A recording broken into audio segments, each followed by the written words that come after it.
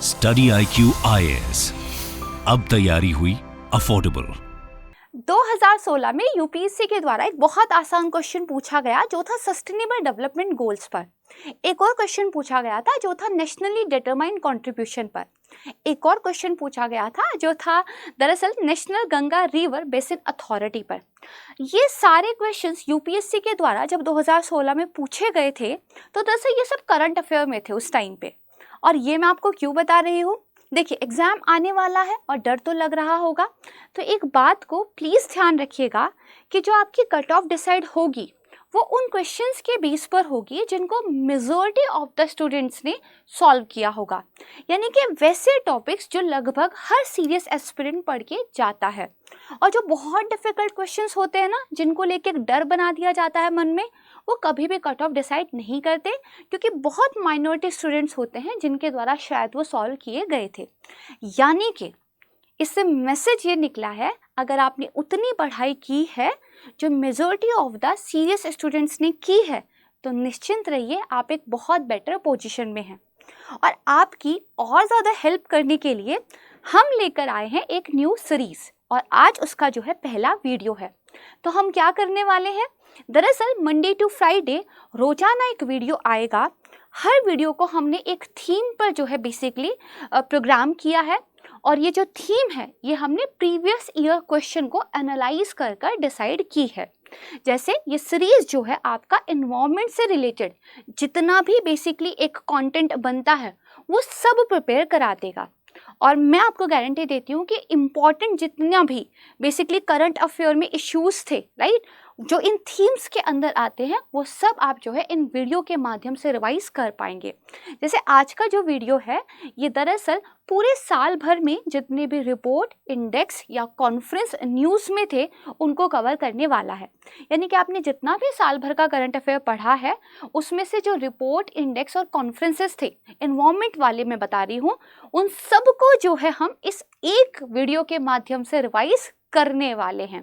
Another जो videos आएंगे उसमें जो प्रोटेक्टेड एरियाज थे, national park, biosphere reserve, wild life sanctuaries, उनको कवर करेंगे। इसके अलावा जितने भी इंपॉर्टेंट एक्ट थे या फिर अगर कोई ट्रीटी वगैरह साइन हुई थी उसको कवर करेंगे। इसके अलावा जितनी भी स्पीसीज न्यूज़ में थी, फ्लोरा फ्योना रिलेटेड, उनको कवर करेंगे। इंपॉर्टेंट एनवायरनमेंट से रिलेटेड जो की टर्म्स होंगे उनको भी कवर करेंगे।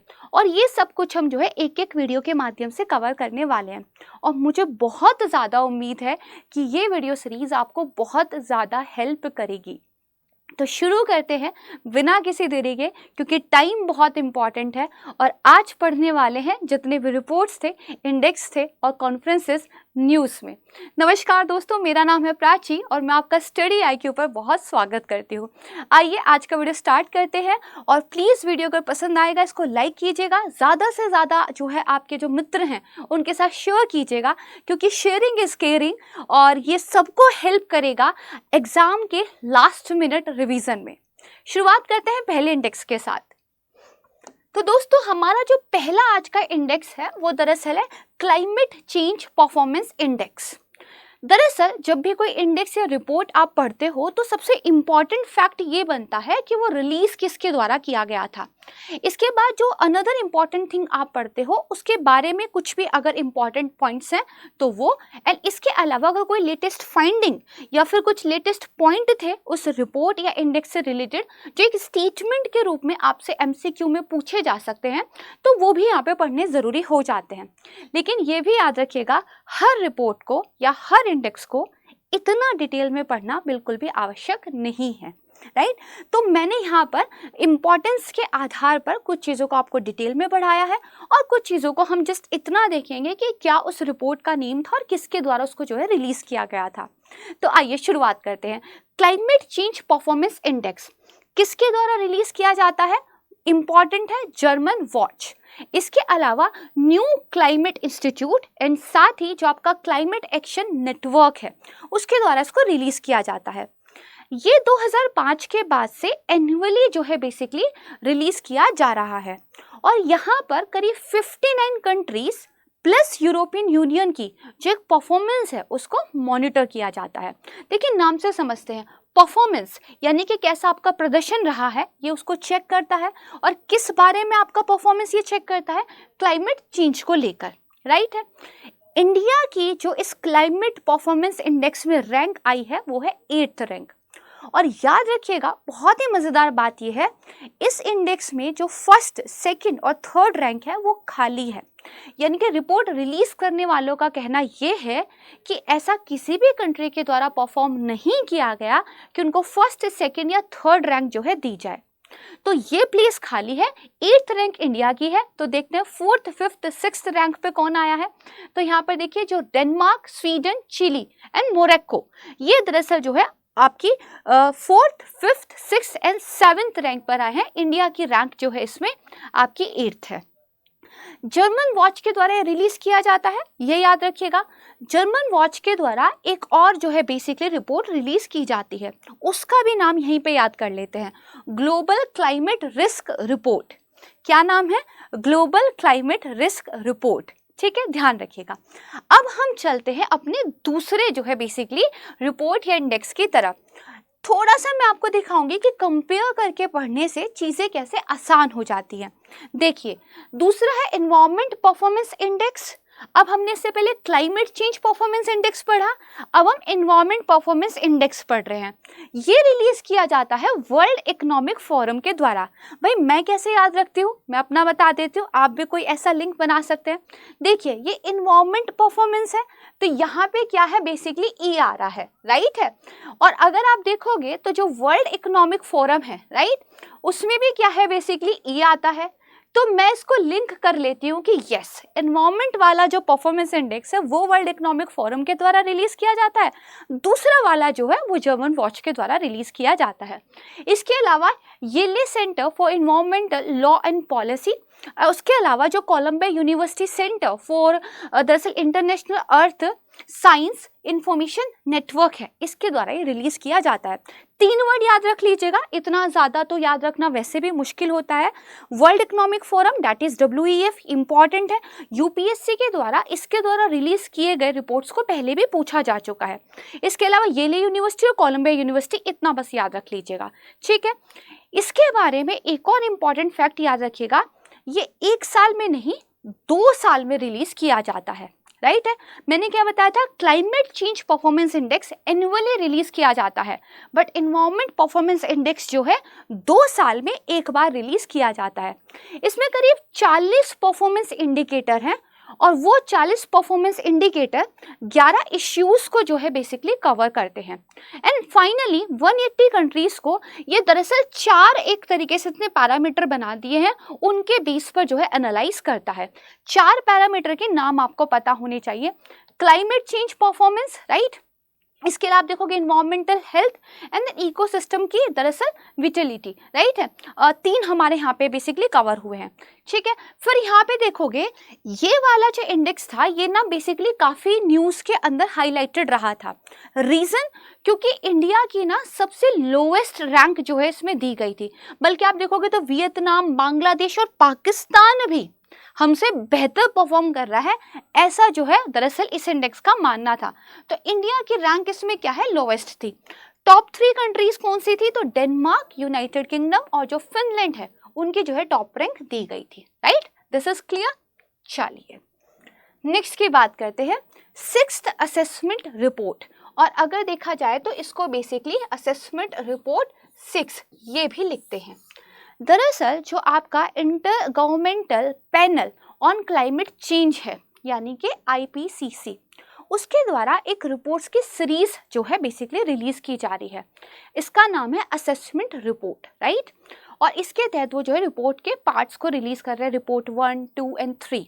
दरअसल जो inter governmental panel on climate change है, इसका काम ये है कि दरअसल जो क्लाइमेट चेंज हो रहा है ना, उसकी एक साइंटिफिक पिक्चर जो है बेसिकली दुनिया के सामने रखी जाए और जो सॉल्यूशंस भी बताए जाए वो साइंटिफिक हो, बेसिकली फैक्ट बेस्ड हो, राइट। मतलब चीज़ों को जो है प्रॉपर स्टडी करके एनालाइज करके जो है ये दिखाने की बात यहाँ पर करते हैं। इससे पहले आप देखोगे 2021 में, राइट, इनके द्वारा फर्स्ट पार्ट जो है रिपोर्ट का रिलीज किया गया था और वो क्लाइमेट चेंज के फिजिकल साइंस के आधार पर था। दूसरा पार्ट भी जो है इनका मार्च 2022 में रिलीज किया गया था और ये था climate change impacts risk and vulnerabilities adaptation options, right है। तो इस रिपोर्ट की कुछ फाइंडिंग्स की बात करते हैं क्योंकि एक इम्पॉर्टेंट रिपोर्ट है, राइट है। तो यहाँ पर देखिए इन्होंने ये बताया है कि 2019 में जो basically anthropogenic green house gas emission है, राइट, वो 59 गीगा टन था, ठीक है। और दरअसल 1990 में जो मानवीय कारणों से कार्बन डाइऑक्साइड का उत्सर्जन हो रहा था उसके कंपेयर में ये 54% क्या है, ज्यादा था, ठीक है। तो अगर आप देखोगे 1990 के बाद से जो basically anthropogenic carbon dioxide emission हो रहा है, मानवीय कारणों से होने वाला जो बेसिकली उत्सर्जन है वो 54% क्या है, बढ़ा है। इसके अलावा इन्होंने ये बताया था 18 कंट्री कम से कम ऐसी हैं जिन्होंने जो है अपने यहाँ पे ग्रीन हाउस गैस एमिशन को रिड्यूस किया है अगर पिछले 10 सालों की बात करें तो। और ऐसा उन्होंने जो किया है वो डीकार्बोनाइजेशन के माध्यम से किया है, यानी कि देखिए जो उनके एनर्जी सिस्टम थे उनको उन्होंने डीकार्बोनाइज किया है। फॉर एग्जाम्पल अगर आपके यहाँ पावर जो है ज़्यादातर आप कोल से, राइट, सोर्स करते हो तो कोल से बेसिकली क्या है आपका ग्रीन हाउस गैस एमिशन होता है। यदि कोल से आप रिन्यूएबल एनर्जी पर स्विच कर जाते हो तो कहीं ना कहीं आप एनर्जी जो सिस्टम है आपके यहाँ पे उसको डीकार्बोनाइज कर रहे हो, राइट। यही इन्होंने कहा है कि कुछ 18 में से दरअसल क्या है, कुछ 18 कंट्रीज लगभग ऐसी हैं जिन्होंने दरअसल क्या किया है, अपने एनर्जी सिस्टम का डीकार्बोनाइजेशन किया है, एनर्जी एफिशिएंसी मेजर्स अपनाए हैं और ओवरऑल जो एनर्जी डिमांड है उसको भी क्या है, रिड्यूस किया है। यहाँ पर रिपोर्ट ने एक बहुत इंपॉर्टेंट फैक्ट पे जो है बेसिकली प्रकाश डाला है। उन्होंने ये कहा है कि जो लीस्ट डेवलप्ड कंट्रीज हैं अगर देखा जाए तो हिस्टोरिकली उनका जो कंट्रीब्यूशन है, राइट है, टोटल कार्बन डाइऑक्साइड एमिशन में वो बहुत ज़्यादा कम है। और मैं पहले भी कहती आई हूँ अपनी वीडियोस में कि जो लीस्ट डेवलप्ड कंट्रीज़ हैं या जो डेवलपिंग कंट्रीज़ हैं, क्योंकि उनके यहाँ पे इंडस्ट्रियलाइजेशन उस तरीके से हुआ ही नहीं जैसे वेस्टर्न कंट्रीज़ में हुआ था, तो इनके द्वारा जो कार्बन डाइऑक्साइड का एमिशन है वो काफ़ी कम है। लेकिन इसके बावजूद क्लाइमेट चेंज की वजह से जो एक्सट्रीम वेदर इवेंट्स फेस कर रहे हैं वो दरअसल लीस्ट डेवलप्ड कंट्रीज या फिर हमारे जो डेवलपिंग कंट्रीज है वही कर रहे हैं। तो ये दरअसल एक मुद्दा बनता है, ठीक है।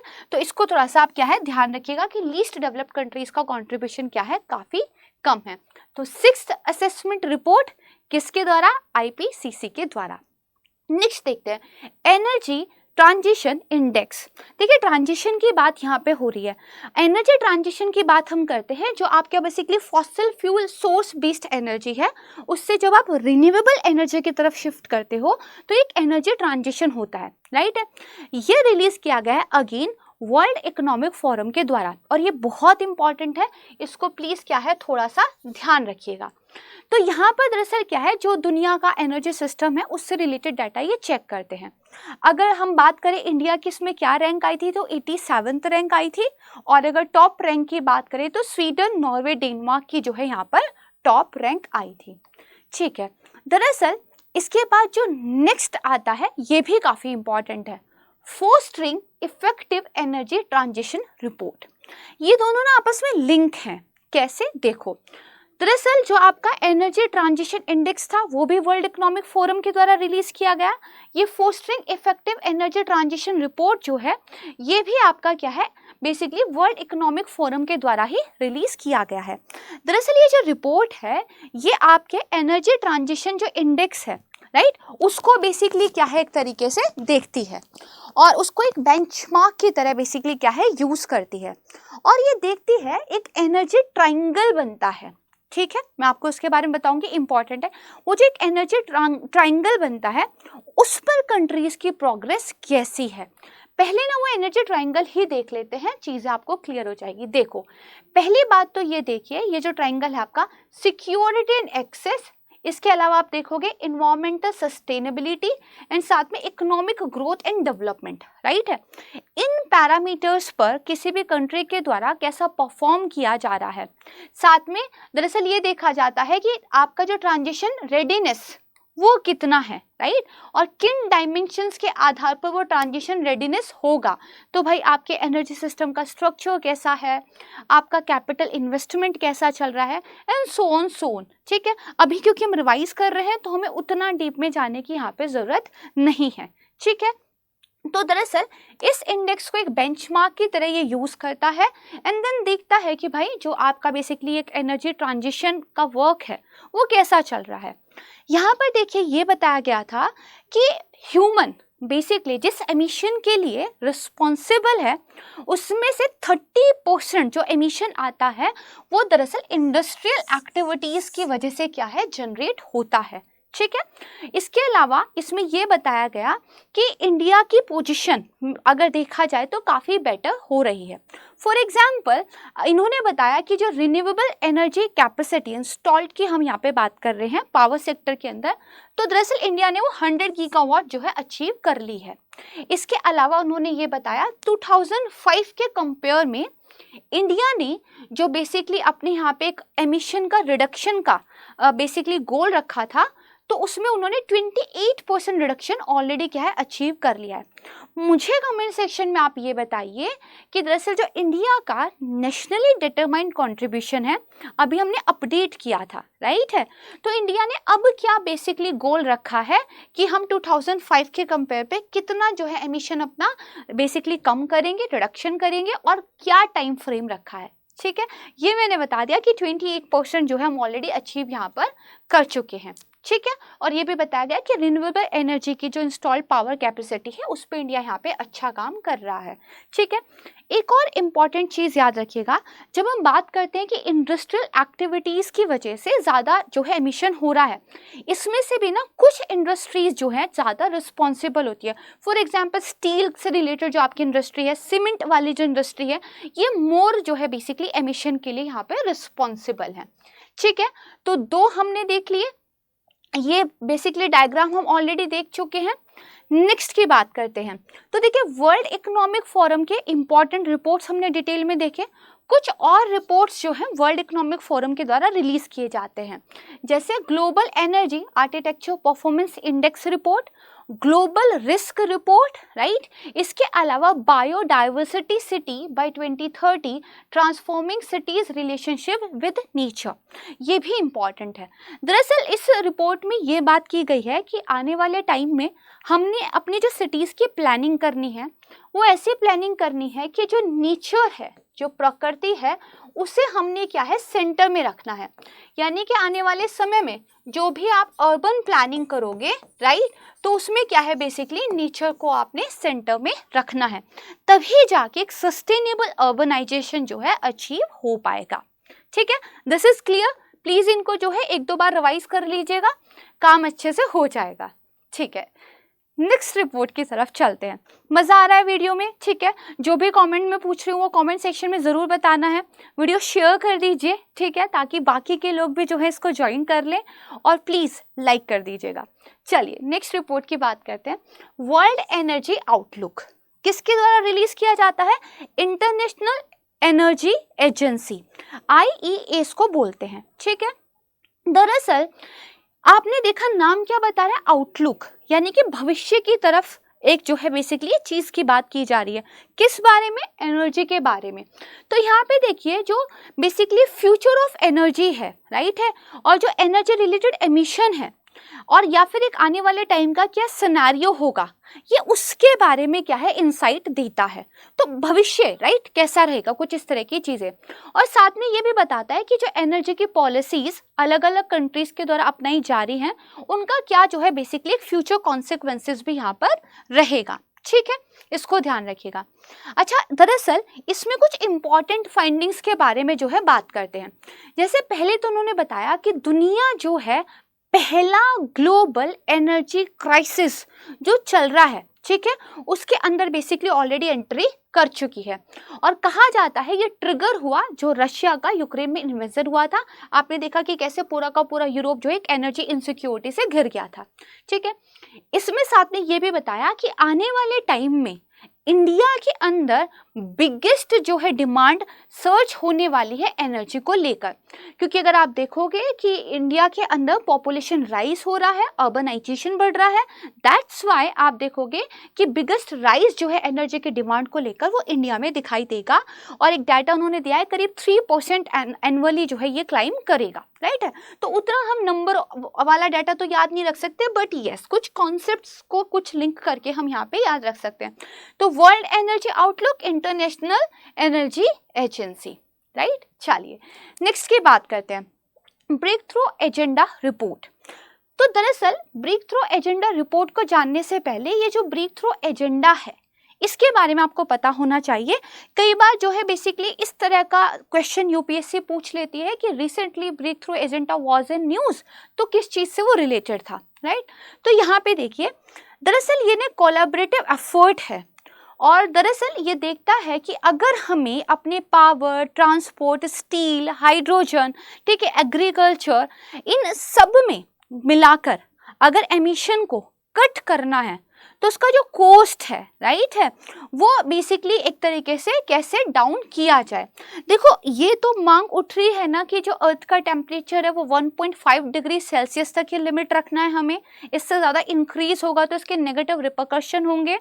तो उतना लिमिट अगर हमें रखना है तो हमें दरअसल अपनी इंडस्ट्रीज़ में, राइट, अपने पावर सेक्टर में, अपने ट्रांसपोर्ट सेक्टर में काफ़ी ज़्यादा रिफॉर्म करने होंगे, न्यू टेक्नोलॉजी को जो इंट्रोड्यूस करना होगा, उसके लिए काफ़ी ज़्यादा रिसोर्सेज कॉस्ट चाहिए होती है।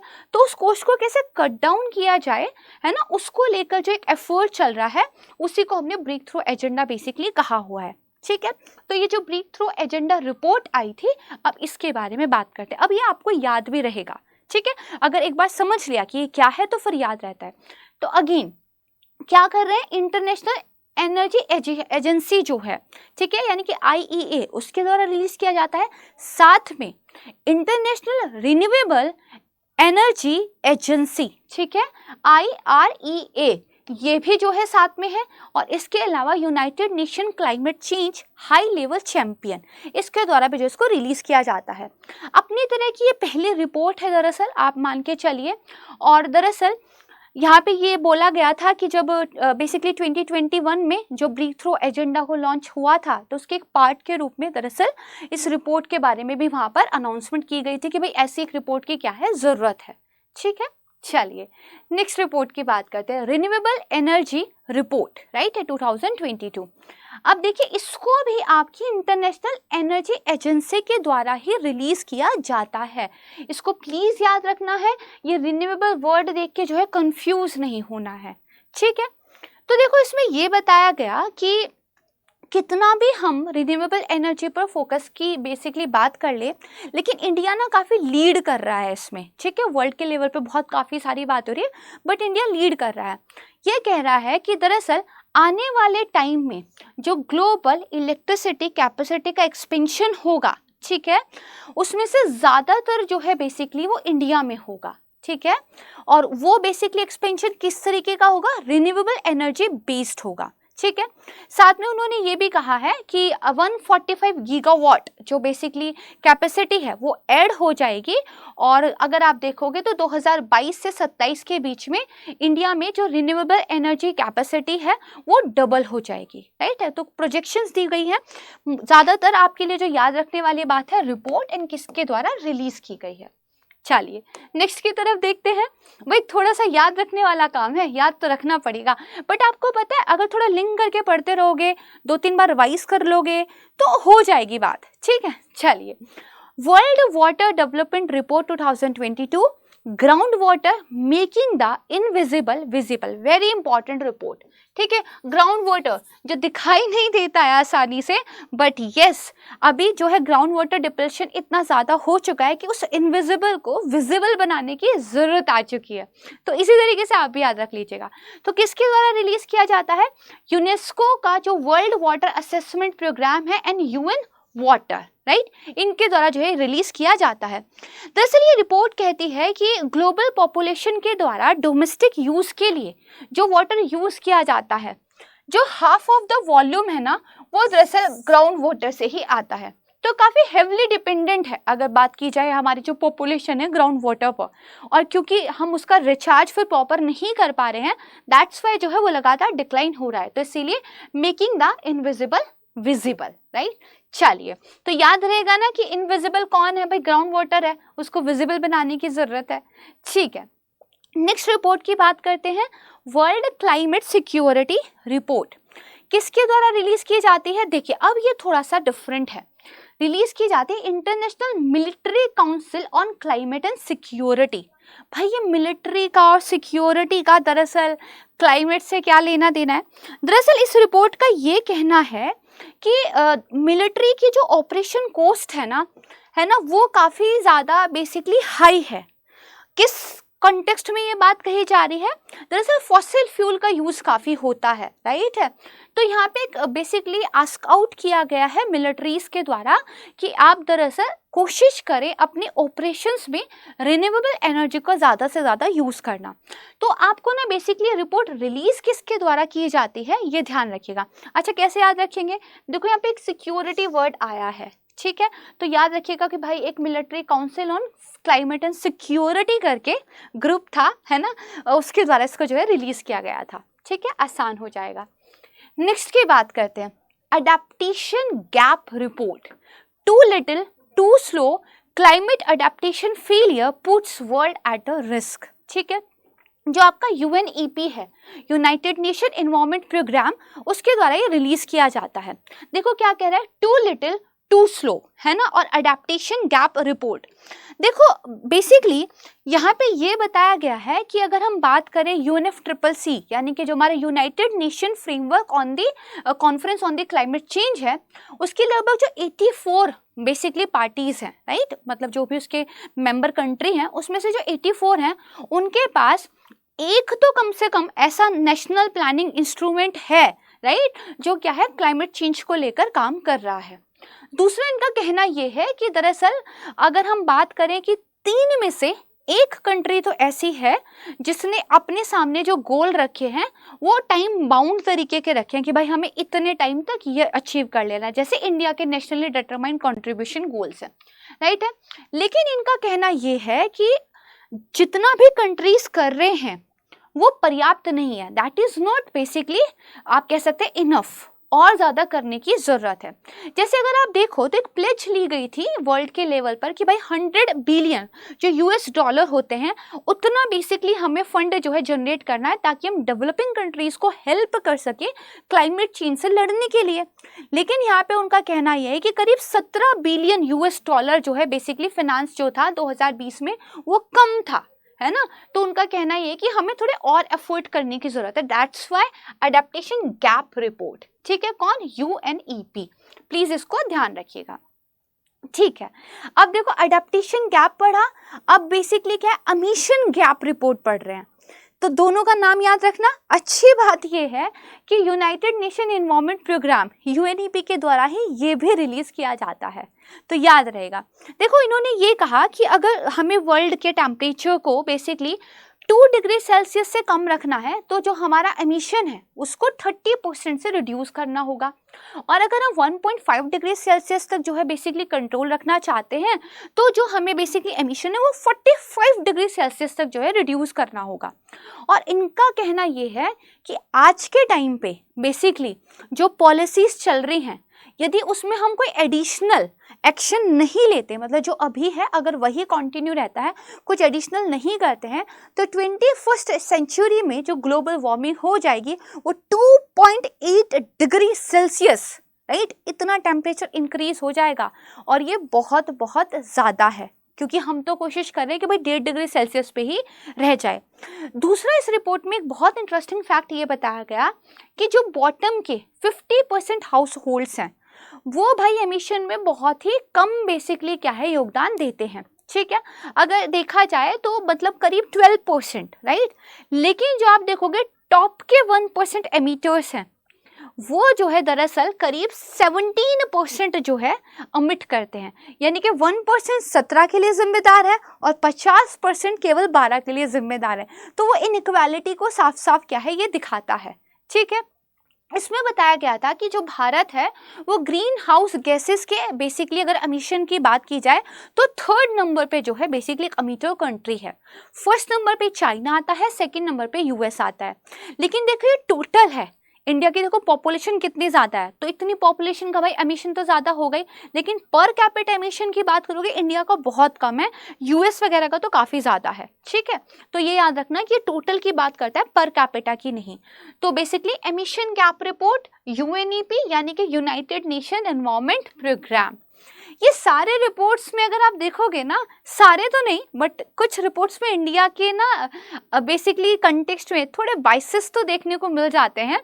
एंड यस, हमें काम तो करने की ज़रूरत है, ये तो हमें क्रिटिसिज्म को हमेशा पॉजिटिव ही लेना चाहिए। चलिए खैर, 7th ग्लोबल एनवायरनमेंट आउटलुक 2022, याद है ना, एक और हमने आउटलुक वाली रिपोर्ट पीछे पड़ी थी, जल्दी बताओ कमेंट सेक्शन में किसके द्वारा रिलीज की जाती थी वो, जल्दी बताओ। चलो, ये जो ग्लोबल एनवायरनमेंट आउटलुक है राइट, ये रिलीज किया जाता है अगेन यूएनईपी के ही द्वारा। ठीक है, मैंने देखो कोशिश की है कि जिस ऑर्गेनाइजेशन के द्वारा रिपोर्ट रिलीज की गई है उस ऑर्गेनाइजेशन की सारी रिपोर्ट्स को एक साथ में कवर कराऊं ताकि याद करने में, लिंक करने में आसानी हो। ठीक है, तो दरअसल ये जो रिपोर्ट है ना, तो ये जितनी भी कंट्रीज हैं उनका ध्यान जो है बेसिकली इन्वायरमेंट रिलेटेड जो प्रॉब्लम्स हैं उनकी तरफ जो है खींचने की कोशिश करता है। कुछ फाइंडिंग्स की बात कर लेते हैं। इसमें ये बताया था कि दरअसल जो करंट पॉलिसीज हैं, ठीक है, वो बेसिकली एक तरीके से देखा जाए तो जो हम इन्वायरमेंटल डिग्रेडेशन फेस कर रहे हैं उसके साथ एक पेस नहीं रख पा रही हैं। अगेन जो हमने पहले बात की कि पॉलिसीज आर नॉट इनफ अगर हमें बेसिकली चीज़ों को कंट्रोल करना है। साथ में यहाँ पे ये बताया आज के टाइम पे जो वर्ल्ड है वो एक ट्रिपल प्लेनेटरी क्राइसिस से जो है बेसिकली क्या है, स्ट्रगल कर रहा है। वो ट्रिपल प्लेनेटरी क्राइसिस क्या है? पहली बात तो क्लाइमेट चेंज यानी कि जलवायु परिवर्तन हो रहा है, दूसरा बायोडाइवर्सिटी लॉस यानी कि जैव विविधता का जो है हनन हो रहा है, और पॉल्यूशन यानी कि प्रदूषण हो रहा है। तो इसको भी थोड़ा सा ध्यान रख लेना, ट्रिपल प्लेनेटरी जो ये क्राइसिस है। ठीक है, किसके द्वारा? यूएनईपी के द्वारा। चलिए अब देखो यूएनईपी ना मतलब काफ़ी ज़्यादा काम करता है एनवायरनमेंट को लेकर, तो कुछ और रिपोर्ट्स वगैरह जो इसके द्वारा रिलीज़ किए जाते हैं, जैसे action on air quality, inclusive wealth report, food waste index, global methane assessment report. देखो ये जो फूड वेस्ट इंडेक्स है, ग्लोबल मीथेन असेसमेंट रिपोर्ट है ना, कुछ ऐसे ऐसे नाम ना आपको दूसरे ऑर्गेनाइजेशन वाले भी मिल जाएंगे कि उनके द्वारा कुछ इसी तरह के सिमिलर नेम वाले रिपोर्ट्स रिलीज़ किए गए होंगे, बट प्लीज़ इनको थोड़ा सा ना ध्यान रखना कि ये यूएनईपी वाले हैं। ठीक है, food waste index, food word देख के वो जो फूड एंड एग्रीकल्चर ऑर्गेनाइजेशन है ना, एफएओ, वो मत याद कर लेना, यही है यूएनईपी। चलिए बहुत ही बढ़िया, अच्छी बात है। इसी उत्साह के साथ, इसी मोटिवेशन के साथ लगे रहना है और इसी तरह जो है हम चीज़ों को कवर कर लेंगे। नेक्स्ट की बात करते हैं, प्रोटेक्टेड प्लैनेट रिपोर्ट, राइट है।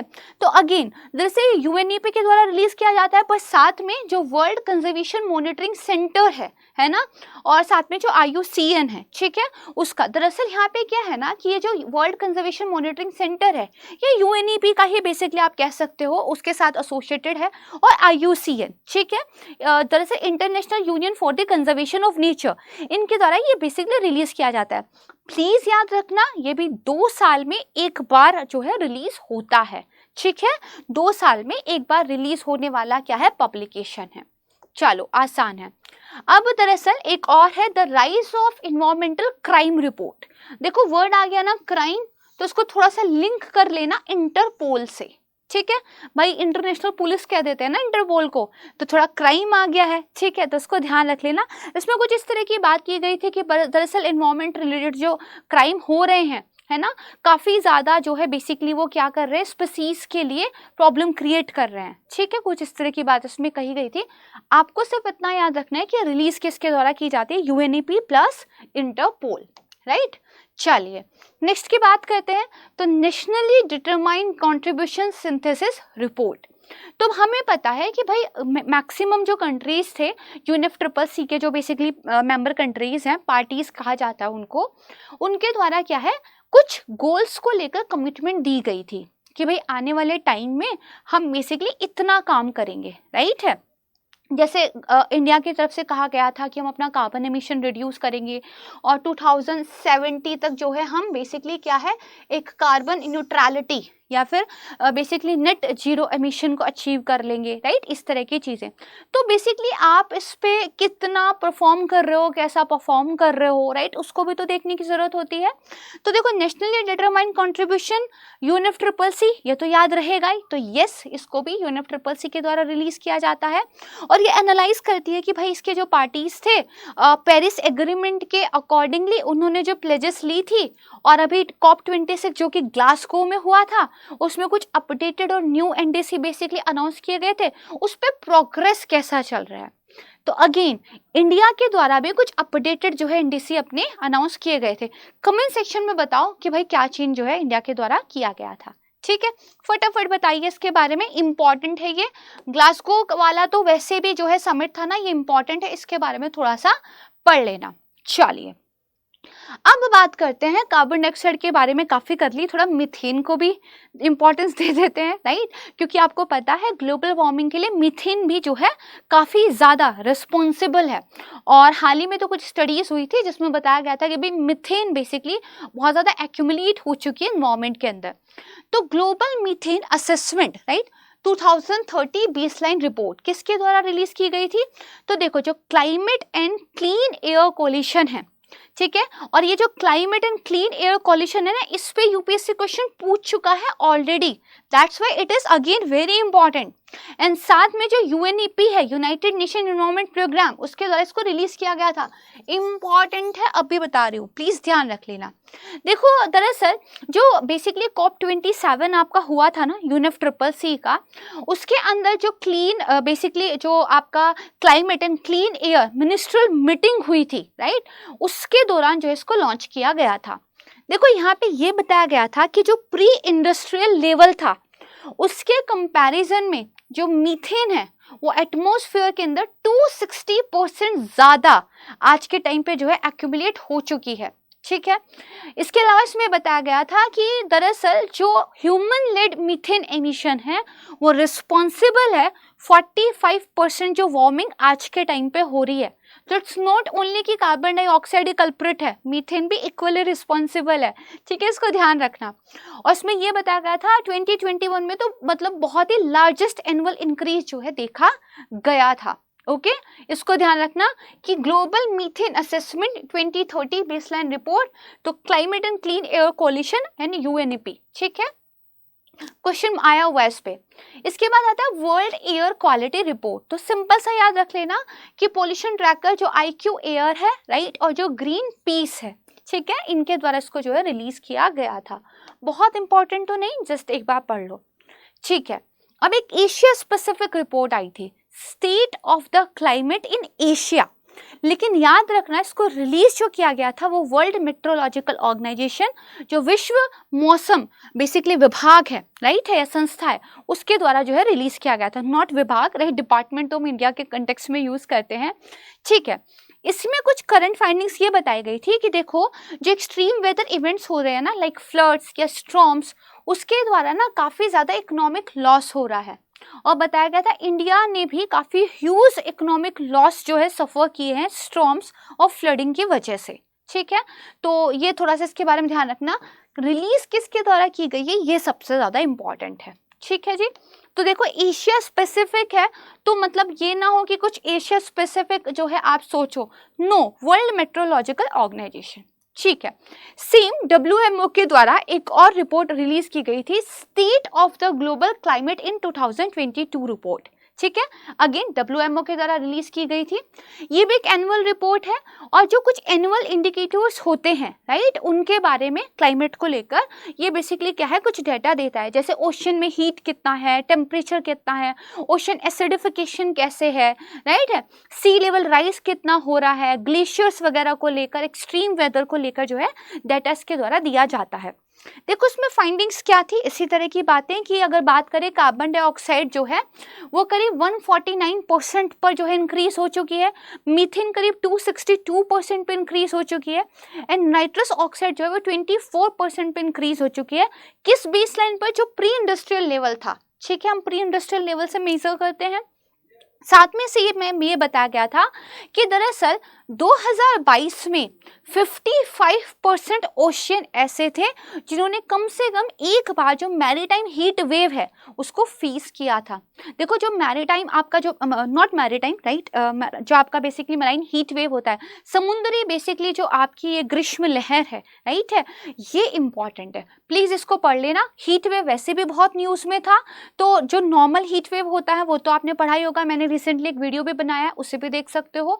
लेकिन जो समुद्री बेसिकली हीट वेव है राइट, जो समुद्री ग्रीष्म लहर है, ये इंपॉर्टेंट है, इसको पढ़ लेना, ठीक है। साथ में इसमें यह भी बताया ह्यूमंस के द्वारा जो भी एमिशन हो रहा है और उसकी वजह से जो भी वार्मिंग हो रही है, जो हीट बेसिकली जनरेट हो रही है, उसका 90% जो है बेसिकली ओशियंस में एक्यूमुलेशन हो जा रहा है।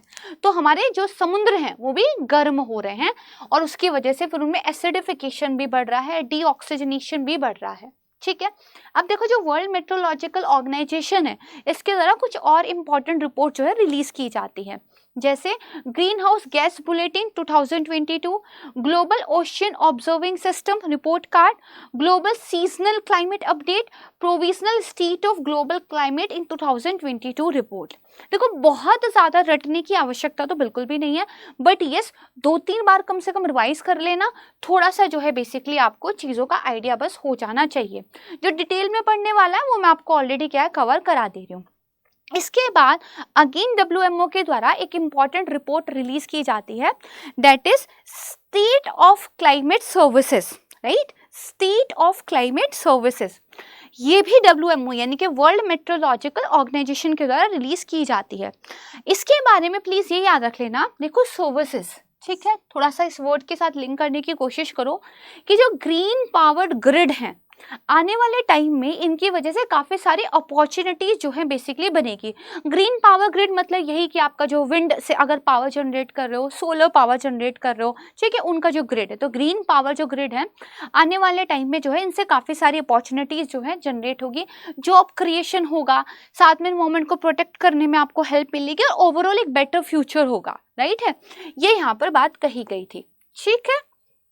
इसके बाद देखो IPCC यानी कि inter governmental panel on the climate change, इनके द्वारा एक रिपोर्ट आई थी क्लाइमेट चेंज एंड लैंड। मैंने आपको बताया था ना IPCC के द्वारा जो बेसिकली असेसमेंट रिपोर्ट्स हैं वो रिलीज की जाती है। तो दरअसल ये एक स्पेशल रिपोर्ट थी IPCC की, ठीक है, जो उनकी जो मेन असेसमेंट रिपोर्ट होती है ना, जो वो करीब हर मतलब 5 से 6 साल में रिलीज करते रहते हैं पार्ट वाइज, उसको सपोर्ट करने के लिए एक स्पेशल रिपोर्ट उन्होंने रिलीज की थी, इसलिए इंपॉर्टेंट है, याद रख लेना। तो देखो क्लाइमेट चेंज एंड लैंड की बात हुई है, तो यहाँ पे ये रिपोर्ट दरअसल ये एक्सप्लेन करती है कि किस तरह जो बेसिकली एग्रीकल्चर को लेकर या कैटल रियरिंग को लेकर या अर्बनाइजेशन को लेकर ह्यूमन के प्रैक्टिसेस हैं, उन्होंने बेसिकली क्या किया है, लैंड को एक तरीके से क्या है डिग्रेड काफी ज्यादा कर दिया है, ठीक है। तो जो लैंड बेस्ड एक्टिविटीज है ना ह्यूमंस की, वो किस तरह जो है इकोसिस्टम पर एक तरीके से नेगेटिव इम्पैक्ट डाल रही है, ठीक है।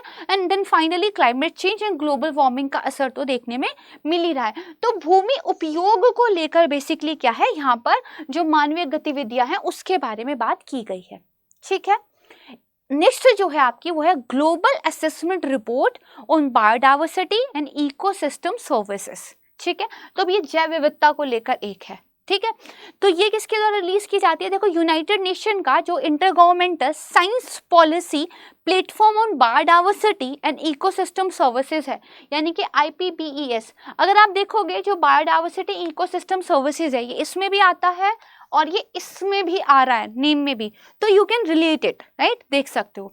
यहाँ पे दरअसल उन्होंने कहा है कि कुछ की जो है थ्रेट्स हैं ग्लोबल लेवल पर, इन्होंने कहा एक तो क्या है, हम लैंड और सी रिसोर्सेज का ओवर एक्सप्लॉइटेशन कर रहे हैं, ठीक है। दूसरा उन्होंने बोला इलीगल पोचिंग हो रही है, ठीक है, डिफॉरेस्टेशन यानी कि जो आपके जंगल हैं उनका कटा हो रहा है, प्लास्टिक वेस्ट, राइट है, फॉसिल फ्यूल एमिशन और क्लाइमेट चेंज, ये कुछ ऐसे थ्रेट्स हैं जो ग्लोबल लेवल पर सबके द्वारा जो है फेस किए जा रहे हैं और जिनको लेकर प्रायोरिटी बेस पर काम करने की जरूरत है, ठीक है। अब देखो जो ओशन एसिडिफिकेशन का एक टॉपिक आप एनवायरनमेंट में पढ़ चुके होंगे ऑलरेडी, राइट है, तो उसको ना थोड़ा सा ध्यान से पढ़ना क्योंकि इस बार के टॉपिक में वो इम्पॉर्टेंट है। तो देखिए इसी तरह एक ओशियन डीऑक्सीजनेशन भी है, और ओशियन डीऑक्सीजनेशन एवरीवन्स प्रॉब्लम, ये एक रिपोर्ट आई थी जो कि IUCN के द्वारा जो है रिलीज की गई थी।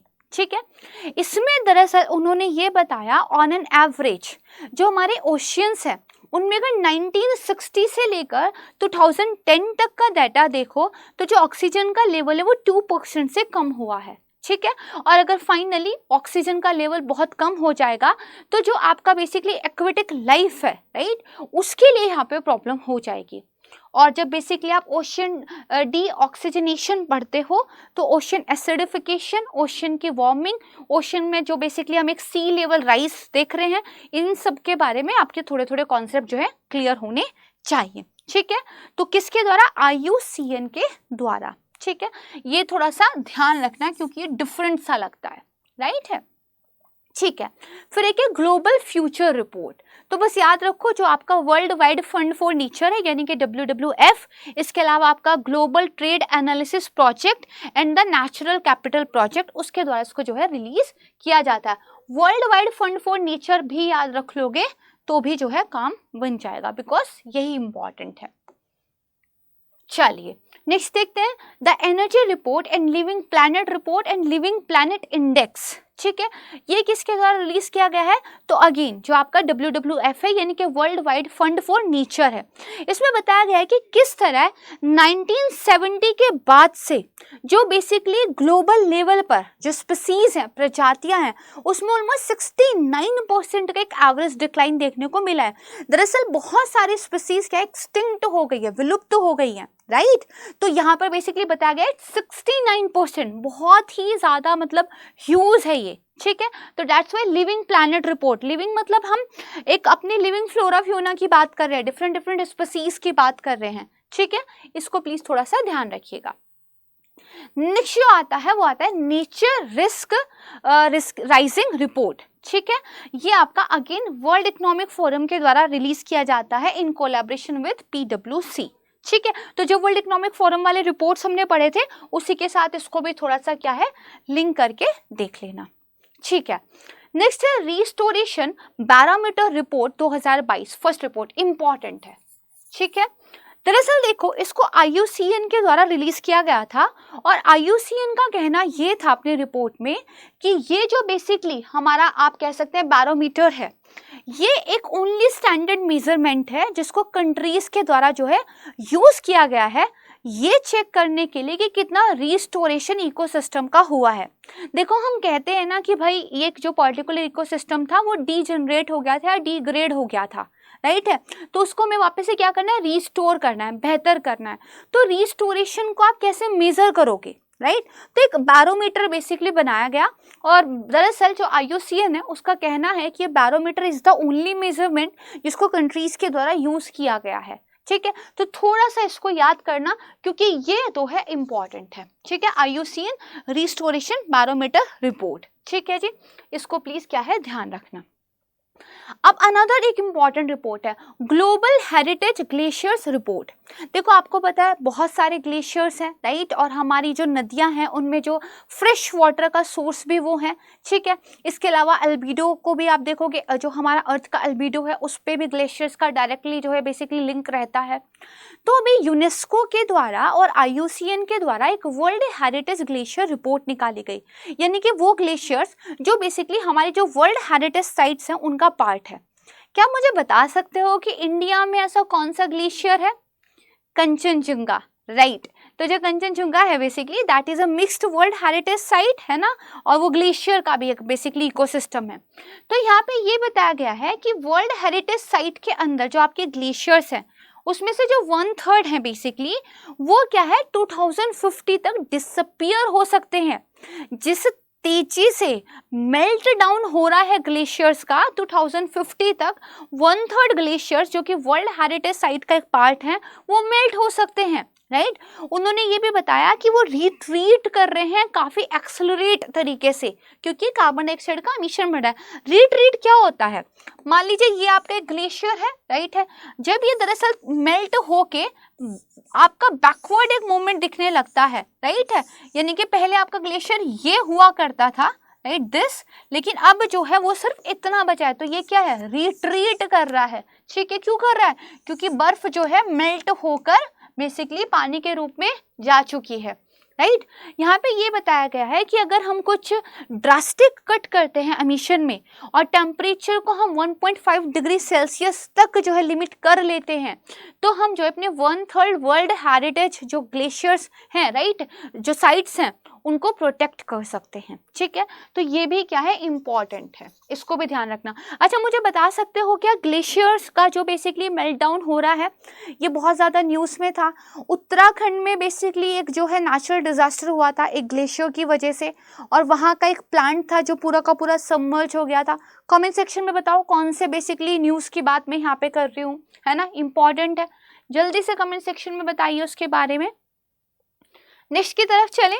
ठीक है, तो climate investment opportunities in India cooling sector.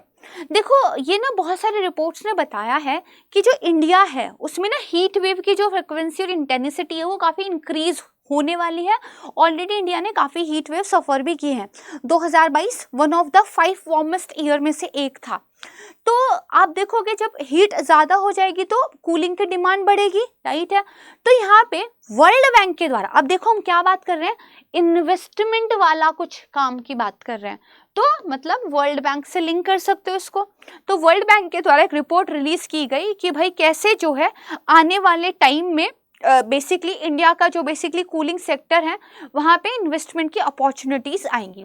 देखो यहाँ पे बताया गया है 2030 के बाद से करीब 160 to 200 मिलियन पीपल ऐसे होंगे जो इंडिया में हर साल लीथल हीट वेव को एक्सपोज होंगे, तो फिर उनको कूलिंग डिमांड जो है बेसिकली बनेगी, राइट है।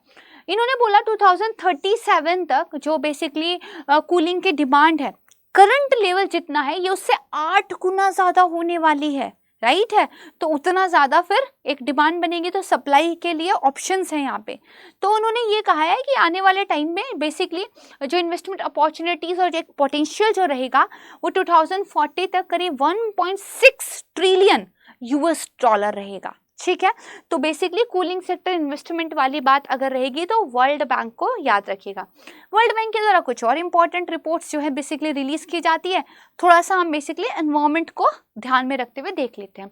एक है आपका climate and development and agenda for action, दूसरा आपका है regulatory indication for sustainable energy, rise इसको आप बोल सकते हो। ठीक है, और एक आपका seeing the invisible the strategic report on the ground water quality. देखो यहाँ पे ध्यान रखना, हमने ग्राउंड वाटर पे एक और रिपोर्ट पढ़ी है, अब यहाँ पे सीइंग द इनविजिबल और strategic report on the ground water quality, right, तो इसको वर्ल्ड बैंक से। ठीक है, दोनों रिपोर्ट्स को ध्यान रखना है। मुझे बताओ पिछली वाली रिपोर्ट जो है वो किसके द्वारा रिलीज की जाती है। ठीक है, चलिए नेक्स्ट टॉपिक की बात करते हैं। Polluted river stretches from restoration of water quality report 2022। ये जो बेसिकली पॉल्यूटेड रिवर है ना, आपके जो स्ट्रेचेस हैं ये क्या है, देखो रिवर का वो सेक्शन जो क्या है बेसिकली पॉल्यूशन से एक तरीके से क्या है अफेक्टेड है, राइट है। भाई पूरी रिवर एक तो पॉल्यूटेड हो सकती है, एक क्या होती है रिवर सोर्स पे बेसिकली मोर क्लीन होती है, और जब एक अपने कोर्स पे वो चलती है जहाँ पे अर्बनाइजेशन ज़्यादा है, इंडस्ट्रियलाइजेशन ज़्यादा है, सीवेज वाटर जो है रिवर के अंदर बेसिकली छोड़ दिया जाता है, तो वो पर्टिकुलर सेक्शन जो है रिवर का मोर पॉल्यूटेड होता है। तो उन्हीं की बात यहाँ पे की जा रही है। ठीक है, किसके द्वारा रिलीज की गई है, अब हम थोड़ा सा इंडिया का जो है बेसिकली कंटेक्स्ट लेके पढ़ेंगे। तो जो CPCB है यानी कि central pollution control board, right, तो यहाँ पे देखो इन्होंने ये बताया है कि जो पॉल्यूटेड बेसिकली रिवर के सेक्शंस थे ये ना कम हुए हैं, right, you are hearing me, right, तो यस कम हुए, दिस इज गुड न्यूज़। तो अगर आप देखोगे तो 2018 में करीब 351 थे और 2022 में करीब 311 हो गए हैं, राइट, 311, इसको ध्यान रखना। इन्होंने ये बोला है महाराष्ट्र जो है वो सिटी है जहाँ पे पॉल्यूटेड रिवर सेक्शन सबसे ज़्यादा है, उसके बाद मध्य प्रदेश की बारी आती है। अब एक इम्पॉर्टेंट कॉन्सेप्ट पे ध्यान दो, इन्होंने ये कहा है कि जहाँ पे में बायोलॉजिकल ऑक्सीजन डिमांड यानी कि BOD आपका 3 माइक्रोग्राम पर लीटर से ज़्यादा होता है, माना जाता है कि वो एक पॉल्यूटेड लोकेशन है। Now what is biological oxygen demand? देखो आपके वाटर बॉडीज के अंदर काफ़ी सारे माइक्रो ऑर्गेनिज्म होते हैं, ठीक है। वाटर बॉडीज में बहुत सारे आपके बेसिकली आप देखोगे ऐसे बेसिकली मटेरियल होता है जिसको उन माइक्रो ऑर्गेनिज्म के द्वारा क्या है डीकम्पोज किया जाता है। तो जो माइक्रो ऑर्गेनिज्म है वो जो उस मैटर को डीकम्पोज करने के लिए जितनी ऑक्सीजन रिक्वायर करता है उसको बायोलॉजिकल ऑक्सीजन डिमांड कहते हैं। जितना ज़्यादा मैटर किसी भी रिवर के अंदर डीकम्पोज करने के लिए होगा माइक्रो ऑर्गेनिज्म के द्वारा उतनी ही ज़्यादा डिमांड की जाएगी ऑक्सीजन की, यानी कि वो रिवर उतनी ही ज़्यादा पॉल्यूटेड है। तो जैसे ही ये 3 माइक्रोग्राम पर लीटर से बढ़ जाता है तो माना जाता है कि वो पर्टिकुलर सेगमेंट क्या है, पॉल्यूटेड है। प्लीज़ ये बायोलॉजिकल ऑक्सीजन डिमांड को ध्यान से थोड़ा सा कर लेना, यूपीएससी इस पे भी ऑलरेडी क्वेश्चन पूछ चुकी है, ठीक है जी। तो ये एक इम्पॉर्टेंट आपकी कॉन्सेप्ट है। नेक्स्ट बात करते हैं global status of black soil report. तो जो आपकी काली मृदा होती है उस पर था, तो ये Food and Agriculture Organization FAO के द्वारा रिलीज की गई थी। अब थोड़ा सा FAO पे भी ध्यान दे लेते हैं क्योंकि ये एक इम्पॉर्टेंट जो है बेसिकली आपकी कह सकते हैं ऑर्गेनाइजेशन है, यूनाइटेड नेशन की एक स्पेशलाइज्ड बॉडी है ये FAO, राइट। तो यहाँ पे देखो state of the world forest, ठीक है, किसकी बात करें, state of the world forest, ये जो रिलीज की जाती है FOA के द्वारा ही रिलीज की जाती है। दरअसल इन्होंने बताया कि फॉरेस्ट हमारे लिए कितनी इंपॉर्टेंट है भाई। 80% जो एम्फीबियंस हमारी स्पीसीज होती हैं उसको जो घर हैबिटेट देते हैं वो फॉरेस्ट देते हैं। 75% जो हमारी बर्ड स्पीसीज हैं, इसके अलावा 68% जो हमारी मैमल स्पीसीज है वो जो है फॉरेस्ट उनको हैबिटेट देते हैं। साथ ही इन्होंने बताया जितने भी वस्कुलर प्लांट स्पीसीज हैं दुनिया में उसका जो 60% है लगभग वो ट्रॉपिकल फॉरेस्ट में है। तो ट्रॉपिकल फॉरेस्ट हमारे लिए इंपॉर्टेंट हो जाते हैं, ठीक है। साथ ही इन्होंने ये बताया अगर 1990 से लेकर 2020 की बात करें तो डिफॉरेस्टेशन की वजह से करीब 420 मिलियन हेक्टेयर जो फॉरेस्ट है, राइट है, वो क्या है, खत्म हो गया है। साथ ही इन्होंने ये बताया कि दुनिया का 50% से ज़्यादा जो जंगल है, राइट है, वो केवल 5 जो है कंट्रीज में मिलते हैं। मतलब मोर देन जो वर्ल्ड का 50% फॉरेस्ट है ना वो आपका Russia, Brazil, Canada, US and China, right, यहीं पर मिलता है। प्लीज़ इसको थोड़ा सा ना याद रख लेना कि इंपॉर्टेंट फैक्ट है ये, कभी भी किसी स्टेटमेंट में ना काम आ जाएगा, राइट है। चलो अब बात करते हैं ग्लोबल फॉरेस्ट रिसोर्स असेसमेंट की। तो ये भी देखो FAO के द्वारा जो है रिलीज किया जाता है, ठीक है। इसको प्लीज क्या है थोड़ा सा याद रखने की कोशिश करना। परफेक्ट। इसके बाद यहाँ पे नेक्स्ट की तरफ चलते हैं, इतना तो ध्यान रख ही लेना आप। State of the world birds, ठीक है। तो ये है बर्ड लाइफ इंटरनेशनल, और बर्ड लाइफ इंटरनेशनल इंपॉर्टेंट है क्योंकि यूपीएससी इस पर भी ऑलरेडी एक क्वेश्चन पूछ चुका है। तो देखो यहाँ पे ये बताया गया करीब 48% बर्ड स्पीसीज ऐसी हैं वर्ल्ड वाइड जो बेसिकली एक पॉपुलेशन डिक्लाइन को फेस कर रही हैं। साथ ही उन्होंने ये कहा जो कॉन्टिनेंटली डिस्ट्रीब्यूटेड बर्ड्स हैं या स्पीसीज हैं वो एक न्यू वेव ऑफ एक्सटिंक्शन जो है बेसिकली फेस कर रही है, यानी कि विलुप्ति की कगार पर है। देखो इससे पहले ना आइलैंड वाली जो कुछ बर्ड्स थे वो विलुप्त हो गए। फॉर एग्जाम्पल एक डोडो नाम का जो है बर्ड आपने सुना होगा, राइट है। और अब जो है एक नया वेव एक्सटिंक्शन का आया है जो कि कॉन्टिनेंटली डिस्ट्रीब्यूटेड जो कॉन्टिनेंटली बेसिकली डिस्ट्रीब्यूटेड बर्ड स्पीसीज है उनके लिए, ठीक है। तो ये थोड़ा सा क्या है इंपॉर्टेंट है, बॉडी भी इंपॉर्टेंट है, कुछ जो फाइंडिंग्स है ये भी यहाँ पर इंपॉर्टेंट है, राइट है। नेक्स्ट की बात करते हैं state of food security and nutrition report. तो काफ़ी सारी बेसिकली बॉडीज इसको रिलीज करती है, FAO, WHO, यूनिसेफ, इसके अलावा जो आपका IFAD है, United Nation World Food Programme है, ठीक है, WFP, इनके द्वारा इसको जो है रिलीज किया जाता है। जस्ट थोड़ा सा देख लेना, ठीक है। नेक्स्ट की बात करते हैं investing in carbon neutrality, utopia और द न्यू ग्रीन वेव, ठीक है। यानी कि कार्बन न्यूट्रलिटी में जो हम इन्वेस्ट कर रहे हैं, ठीक है, तो मतलब कितना बेहतर है, कितना फिजिबल है, राइट, और कितनी रिसोर्सेज की ज़रूरत पड़ेगी, कितना जो है इस पर प्रोग्रेस चल रहा है, इस तरीके की चीज़ें इसमें देखी गई थी। तो जो FAO है उसके द्वारा साथ में जो European bank for reconstruction and development है EBRD, उसके द्वारा जो इसको रिलीज़ किया जाता है। देखो इसमें ये बताया गया कि जो हमारा एग्रो फूड सिस्टम है, ठीक है, उसकी वजह से जो हमारा ग्रीन हाउस गैस एमिशन होता है उसको कैसे कम किया जा सकता है। यानी कि जो एंटायर आपकी सप्लाई चेन है, फार्म टू फोक, यानी कि आपके खेत से लेके आपके चम्मच तक जैसे भी जो पूरा का पूरा आपका फूड एक आप कह सकते हैं ट्रैवल करता है, राइट, उसमें कैसे आप जो है एमिशन को रिमूव कर सकते हो, राइट है। तो ये बेसिकली इसमें थोड़ा सा इंपॉर्टेंट है, इसको ध्यान रख लेना। ओके, ठीक है जी। इसके बाद जो है बेसिकली नेक्स्ट रिपोर्ट की बात करते हैं, आर्कटिक रिपोर्ट का 2022। मुझे आप कमेंट सेक्शन में ये बताओ कि क्या बोलते हैं बेसिकली जो आर्कटिक पे इंडिया के अलग अलग जो है बेसिकली अभियान, राइट, गए हुए हैं, उनका नाम क्या है, ठीक है। और आपको पता है ना आर्कटिक को लेके इंडिया की तरफ से बेसिकली एक पॉलिसी भी अभी रिसेंटली अनवील की गई थी, तो ये इंपॉर्टेंट है, ठीक है। चलो, किसके द्वारा रिलीज किया जाता है आर्कटिक रिपोर्ट का 2022? तो national oceanic and atmospheric administration, Nova, US का है ये, उसके द्वारा रिलीज किया जाता है। ये 2006 से एनुअली जो है बेसिकली रिलीज किया जा रहा है। और जो आर्कटिक है उसके एनवायरनमेंट के बारे में अप टू डेट डाटा जो है आपको हर साल देता है, ठीक है। तो देखो आर्कटिक ना लगातार जो रेस्ट ऑफ द ग्लोब है उसके कंपैरिजन में ज़्यादा तेजी से गर्म हो रहा है, ठीक है। और इसकी वजह से फिर जो आइस मेल्ट होने वाली प्रॉब्लम है वो हमें फेस करने को मिल रही है। अच्छा, इंडिया की बात करें तो 2007 से जो है इंडिया की तरफ से आर्कटिक रिसर्च प्रोग्राम्स काफ़ी सारे शुरू किए गए हैं टाइम टू टाइम। अभी जो है हमारी एक फर्स्ट आर्कटिक पॉलिसी भी अनवील की गई थी। इसके अलावा आप देखोगे कि जो बेसिकली आर्कटिक काउंसिल है उसके ऑब्जर्वर का दर्जा जो है भारत को मिला हुआ है। आपका काम ये है कि जो आर्कटिक काउंसिल है इसकी मेंबर कंट्रीज के बारे में आप देखें एक बार, जो इसका मैप है वो प्लीज जो है देख लीजिएगा, इंपॉर्टेंट है, ठीक है। नेक्स्ट की बात करते हैं, carbon capture utilization and storage policy framework and its development mechanism in India.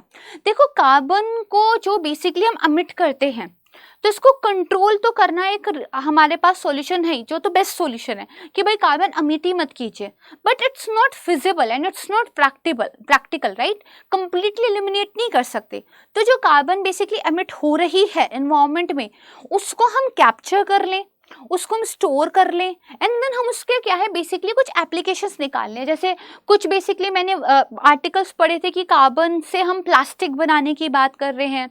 एक आर्टिकल था कि कार्बन से बेसिकली ब्रिक्स जो होते हैं उनको बनाने की टेक्नोलॉजी पे बात हो रही थी। तो इस टाइप के जो बेसिकली आपके टेक्नोलॉजी हैं, ठीक है, उनको लेकर एक जो है आप कह सकते हो बेसिकली स्टडी की गई थी, किसके द्वारा, नीति आयोग के द्वारा। तो जो कार्बन कैप्चर यूटिलाइजेशन स्टोरेज है ना, CCUS इसको बोला जाता है, इंपॉर्टेंट है। ये जो पॉलिसी फ्रेमवर्क है इसका डिप्लॉयमेंट मैकेनिज्म जो है ये रिलीज किया गया था नीति आयोग के द्वारा, ठीक है। इसमें ये एक्सप्लोर किया गया था कि जो हमारी CCUS टेक्नोलॉजीज है इनकी क्या इंपॉर्टेंस है और भारत के अंदर डीप डीकार्बोनाइजेशन लाने के लिए, यानी कि बहुत ज़्यादा अगर हम अपना जो एमिशन है उसको ख़त्म करना चाहते हैं तो उसके लिए बेसिकली हम किस तरीके से काम कर सकते हैं, स्पेशली उन सेक्टर में जहाँ पर ये प्रॉब्लम गहरी है, जैसे मैंने बताया था स्टील, सीमेंट, राइट, इस तरह के सेक्टर में। तो नीति आयोग इम्पॉर्टेंट है, राइट है। नेक्स्ट की बात करते हैं, state energy and climate index round 1। तो ये जो state energy and climate index है ये भी नीति आयोग के द्वारा जो है रिलीज किया गया था, ठीक है। तो देखो स्टेट है ना, एनर्जी एंड क्लाइमेट इंडेक्स, तो यहाँ पे क्या है, स्टेट्स को रैंक देने की जो है बेसिकली एक कोशिश की गई है कि एनर्जी एक्सेस को लेकर, एनर्जी के कंजप्शन को लेकर, एनर्जी की एफिशिएंसी को लेकर, है ना, और इन्वायरमेंट को सेफ गार्ड करने के लिए हर स्टेट के द्वारा किस तरह के एफर्ट किए जा रहे हैं उसके बेस पर रैंक देंगे, ठीक है। 3 कैटेगरीज में क्लासिफिकेशन हुआ था। लार्जर स्टेट में गुजरात का फर्स्ट रैंक आया था, then the Kerala and the Punjab. Smaller state की बात करें तो गोवा का फर्स्ट रैंक आया था, then Tripura and Manipur. And union territories की बात करें तो चंडीगढ़ ने बेस्ट परफॉर्म किया था, उसके बाद दिल्ली एंड देन आपका Daman Diu and Dadar and Nagar Haveli. Like किसी को अगर ये बेसिकली लिखना रहता होगा अपना रेसिडेंशियल एड्रेस तो काफ़ी लंबा नहीं हो जाता होगा, राइट। वेल, जोक्स अपार्ट, ठीक है। नेक्स्ट की बात करते हैं, ये यूनियन मिनिस्ट्री अब हमारी जो है बेसिकली आ गई है। तो dynamic ground water resource assessment report, ठीक है। तो ग्राउंड वाटर रिसोर्स के असेसमेंट को लेकर जो जल शक्ति मिनिस्ट्री है उन्होंने एक रिपोर्ट जो है रिलीज की थी। और जो हमारा सेंट्रल ग्राउंड वाटर बोर्ड है, ठीक है, उसने स्टेट यूटीज के साथ कोलैबोरेशन में इसको जो है रिलीज किया गया था।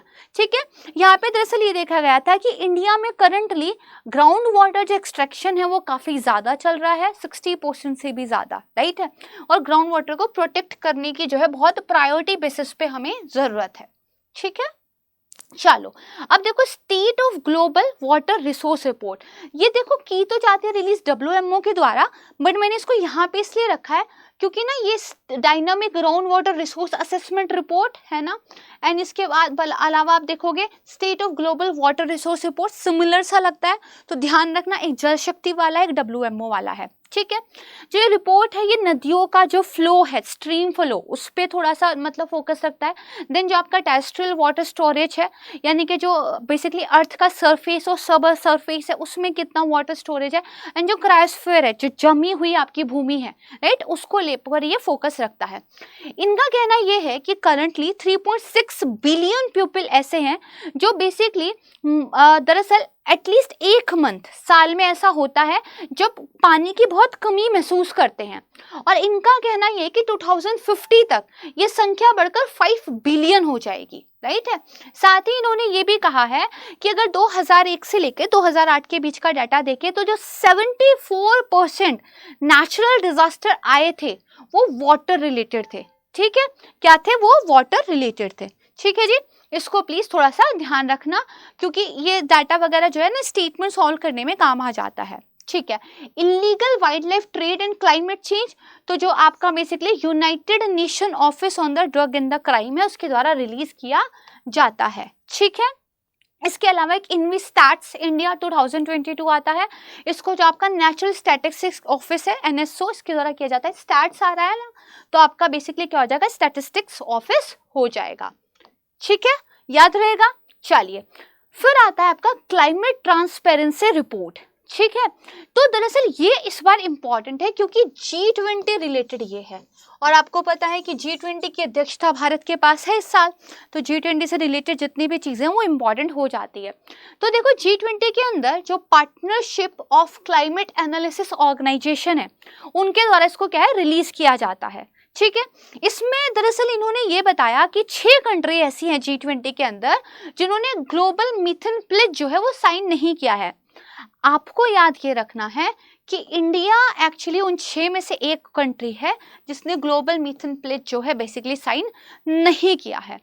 साथ में इन्होंने ये बताया कि जो बेसिकली हिंदू कुश काराकोरम हिमालय वाला जो रीजन है वो काफ़ी ज़्यादा आप देखोगे ग्लेशियल रिट्रीट और रिड्यूस स्नोफॉल को फेस कर रहा है। सिमिलर वाली बात, ग्लेशियर जो है all over the world same तरह की चीज़ों को क्या है यहाँ पे फेस कर रहे हैं। ठीक है, नेक्स्ट यहाँ पे आएगा the coldest year of the rest of their life's report. तो देखो आप देखोगे जिस तरीके से बेसिकली वर्ल्ड का टेम्परेचर बढ़ रहा है ना, तो आने वाले टाइम में शायद ऐसी प्रॉपर विंटर्स होंगी ही नहीं जैसी हमने देखी हैं, राइट है। तो बेसिकली जो चाइल्ड है कोई भी उसको वैसे वाली ठंड कभी एक्सपीरियंस हो पाएगी या नहीं, ये एक क्वेश्चन है, राइट है। तो जो यूनिसेफ है यानी कि यूनाइटेड नेशन चिल्ड्रन फंड है, उनके द्वारा एक रिपोर्ट रिलीज की गई थी कि जो ग्लोबल लेवल पे वार्मिंग हो रही है इसका चिल्ड्रन पे क्या इम्पैक्ट देखने को मिलेगा। ठीक है, एक नॉर्मल सी रिपोर्ट है, बस एक बार देख लिया काफी है। चलो, नेक्स्ट है the state of the world mangrove, right.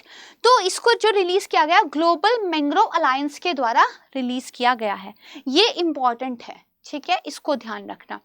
और दरअसल जो इंडिया के अंदर राइट मैंग्रोव्स किस तरीके से मतलब इंक्रीज हो रहे हैं, क्या हो रहा है, उस पर भी इसका फोकस था।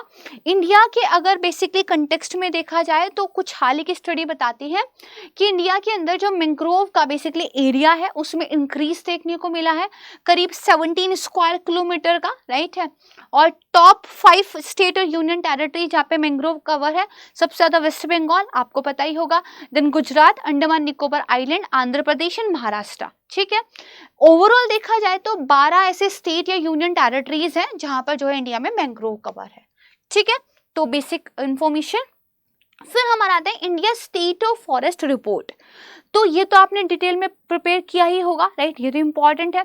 इसको देखो, आपकी जो ministry of environment forest and climate change है उसके द्वारा रिलीज किया जाता है। और याद रखना इसको हर 2 साल में बेसिकली रिलीज किया जाता है। पहला जो कभी सर्वे हुआ था वो 1987 में हुआ था और 2021 में जो हुआ वो 17वां जो है सर्वे था, ठीक है। और जो इंडिया का टोटल ज्योग्राफिकल एरिया है उसके 21% एरिया पे फॉरेस्ट है, ठीक है। अगर टॉप फॉरेस्ट कवर की बात करें तो 5 जो राज्य है, मध्य प्रदेश, अरुणाचल प्रदेश, छत्तीसगढ़, उड़ीसा, महाराष्ट्र, ये एरिया वाइज है। अगर परसेंटेज वाइज देखें तो बेसिकली आपका जो फर्स्ट आ जाता है वो मिजोरम आ जाता है, देन अरुणाचल प्रदेश, मेघालय, मणिपुर, नागालैंड, ठीक है। थोड़ा सा याद रखने की इसको कोशिश कीजिएगा। अच्छा, इसमें ये भी बताया गया अगर टोटल ट्री कवर की बात करें तो 2.9% ज्योग्राफिकल एरिया पे है और सबसे ज्यादा जो ट्री कवर है वो महाराष्ट्र में है, ठीक है। देखो फॉरेस्ट एरिया वाइज देखोगे तो आपका कहाँ पे है, मध्य प्रदेश में। परसेंटेज वाइज देखोगे तो कहाँ पे है, मिजोरम में। ट्री कवर की बात करोगे तो कहाँ पे है, महाराष्ट्र में। मैंग्रोव की बात करोगे तो कहाँ पे, वेस्ट बंगाल में, ठीक है। बढ़िया। अब देखो मुल्ला पेरियार वाला इशू ना बहुत ज्यादा न्यूज में था, तो डेट्स वाई वैसे एक यूनाइटेड नेशन की रिपोर्ट आई थी मुल्ला पेरियार डैम पे, तो याद रख लेना United nation university institute for waters के द्वारा रिलीज की गई थी। जस्ट बिकॉज ये न्यूज में था इसीलिए, अदरवाइज बहुत इंपॉर्टेंट तो नहीं है। फिर एक रेड डेटा बुक रिलीज की जाती है, इंडिया की बोटानिकल सर्वे ऑफ इंडिया है उसकी तरफ से एक रेड दरअसल बुक रिलीज की जाती है, अगेन दूसरी IUCN के द्वारा, ठीक है। जब आप देखते हो ना हर स्पीसीज का एक IUCN स्टेटस होता है, तो वो एक बुक उनकी अलग रिलीज की जाती है। UPSC उस पर क्वेश्चन पूछ चुकी है। इंडिया के लेवल पर BSI जो है एक ऐसी ही रेड डेटा बुक जो है रिलीज करता है। प्लांट डिस्कवरीज, भाई नए नए प्लांट्स स्पीसीज वगैरह मिलते रहते हैं, ये भी BSI यानी कि बोटानिकल सर्वे ऑफ इंडिया के द्वारा रिलीज किया जाता है। फिर एनिमल के डिस्कवरीज तो जो जूलॉजिकल सर्वे ऑफ इंडिया है GSI, ये जो है उसके द्वारा रिलीज किया जाता है, राइट है।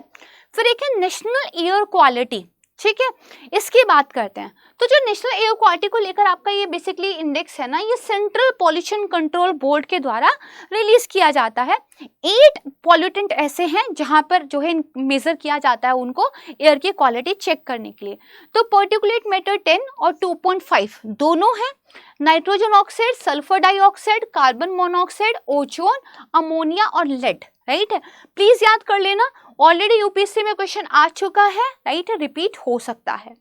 फिर एक आता है आपका कॉम्प्रिहेंसिव एनवायरमेंट पॉल्यूशन इंडेक्स, तो ये भी CPCB के द्वारा ही रिलीज होता है, ठीक है। तो इसको बस याद रखना है कि यस ये भी इसी बॉडी के द्वारा जो है रिलीज होता है, ठीक है। देन एक आपका national ambient air quality standard आता है। दरअसल एक आपका ना basically national ambient air quality एक मिशन या एक प्रोग्राम जो है सरकार लेकर आई थी, उसी के अकॉर्डिंगली जो है CPCB के द्वारा ये भी चेक किया जाता है। इसमें अगर आप देखोगे तो 12 पॉल्यूटेंट हैं, ठीक है।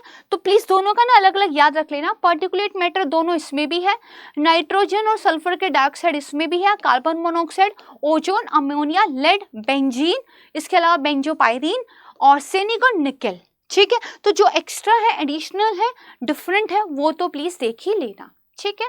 अब देखो नीति आयोग के द्वारा और 2 इंपॉर्टेंट रिपोर्ट जो है रिलीज की जाती है, एक state energy and climate index और एक कंपोजिट वाटर मैनेजमेंट इंडेक्स, ठीक है। इनके सिर्फ नाम भी आपको याद रहेंगे तो भी जो है बात बन जाएगी। चलिए थोड़ा सा ही रह गया है, ऑलमोस्ट हमारा जो है कवर हो चुका है, इसको खत्म कर लेते हैं तो फिर आपका मतलब एक पार्ट पूरा का पूरा जो है प्रिपेयर हो जाएगा। इसी सेम वीडियो को 1.5 पे एक बार फिर से रिवाइज कर लेना तो इनफ है, याद रह जाएंगी चीजें। State energy efficiency preparedness index, तो ये नीति आयोग और bureau of energy efficiency BEE, right, उनके द्वारा जो है बेसिकली रिलीज किया जाता है। दरअसल अलग अलग राज्यों की जो पॉलिसीज हैं, रेगुलेशन है, जो उनका फाइनेंस मैकेनिज्म है, राइट, वो कितना बेसिकली एडिक्वेट है, राइट, एनर्जी सेविंग को लेकर या फिर बेसिकली आप जो एफिशिएंसी को इंक्रीज करना चाहते हो, तो ये बेसिकली उसको एक तरीके से चेक करता है, ठीक है, नाम से भी पता चल रहा है। फिर एक आता है special report on sustainable basically recovery, तो नीति आयोग और इंटरनेशनल एनर्जी एजेंसी के द्वारा जो है इसको पब्लिश किया जाता है, ठीक है जी। इसके अलावा एक एनर्जी परफॉर्मेंस इंडेक्स आता है, तो ये आता है BE के द्वारा, तो ब्यूरो ऑफ एनर्जी एफिशिएंसी पे ना UPSC क्वेश्चन पूछ चुका है, ठीक है, तो इसको थोड़ा सा ध्यान रख लेना। कमर्शियल बिल्डिंग के अंदर जो बेसिकली एनर्जी यूजेस है ना, उसको यहाँ पर एक तरीके से इवेलुएट किया जाता है, राइट, इसको ध्यान रखना। फिर एक आसान सा है state rooftop solar attractiveness index, इसको सरल भी बोल देते हैं, मिनिस्ट्री ऑफ पावर के द्वारा इसको रिलीज किया जाता है। जो रूफटॉप बेसिकली सोलर प्लांट्स को प्रमोट कर रहे हैं ना, वहाँ ये बेसिकली उसी के अकॉर्डिंग है। फिर सेम मिनिस्ट्री ऑफ पावर के द्वारा एक national climate vulnerability assessment report release की जाती है, ठीक है, किसके द्वारा, मिनिस्ट्री ऑफ पावर के द्वारा, ठीक है। फिर एक स्टेट ऑफ इंडिया एनवायरनमेंट, तो ये मिनिस्ट्री ऑफ एनवायरनमेंट के द्वारा रिलीज की जाती है, भारत का जो पर्यावरण है उसकी स्थिति कैसी है, ठीक है। फिर एक है global land outlook, land restoration for recovery and resilience, ठीक है। तो मैंने बताया था ना, लैंड अगर हमारे बेसिकली डिग्रेड हो रहे तो उनको रिस्टोर करने की भी बात हो रही है। तो देखो ये इंपॉर्टेंट है, United Nation Convention to Combat Desertification, ठीक है, ये तो अपने आप में वैसे भी इंपॉर्टेंट है, क्वेश्चन भी आ चुका है इस पे। तो इसके द्वारा बेसिकली इसको रिलीज किया जाता है। और यहाँ पे ये बताया गया है कि जो ह्यूमन है ना, वो ऑलरेडी जो 70% लैंड एरिया था उसकी नेचुरल जो एक एक्चुअली स्टेट थी उसको चेंज कर चुके हैं, ठीक है। और यहाँ पे ये बताया गया है, अगर जो हमने एक प्लेज ली हुई है कि भाई 2030 तक हम बेसिकली 1 बिलियन डिग्रेडेड हेक्टेयर जो लैंड है उसको रिस्टोर कर देंगे, तो इसके लिए 1.6 ट्रिलियन जो है बेसिकली हमें चाहिए होंगे, राइट। तो इतना ज़्यादा जो है पैसा चाहिए। फिर एक स्वच्छ वायु बेसिकली सर्वेक्षण, तो जो आपकी मिनिस्ट्री ऑफ एनवायरनमेंट है उसके द्वारा इसको रिलीज किया जाता है।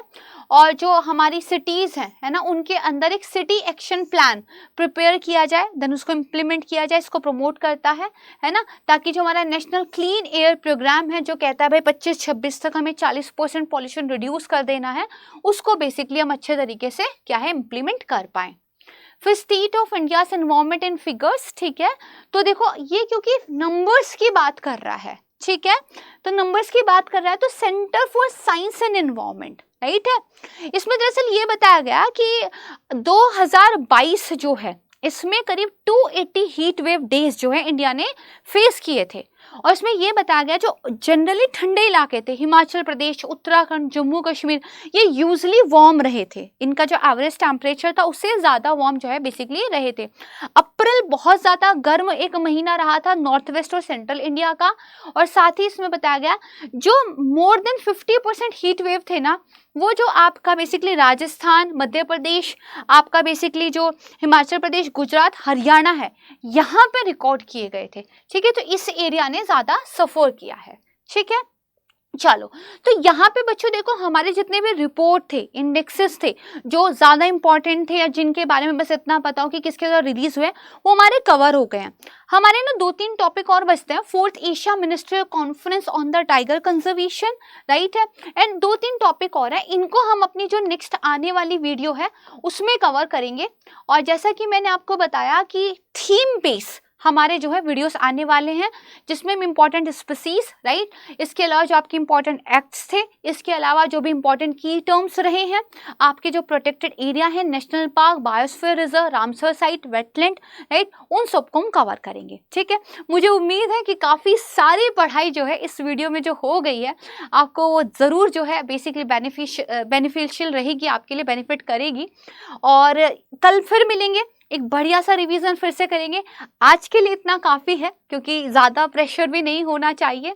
एंड यहाँ पर मैं आपसे लेती हूँ विदा, कल मुझे ज्वाइन करना मत भूलिएगा। Thank you so much everyone.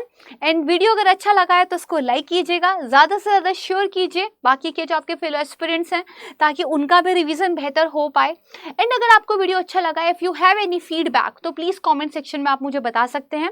And अगर आप हमारे चैनल पर नए हैं तो स्टडी IQ को सब्सक्राइब करना बिल्कुल मत भूलिएगा। Thank you so much everyone, कल मिलते हैं। जय हिंद। स्टडी IQ IAS, अब तैयारी हुई अफोर्डेबल।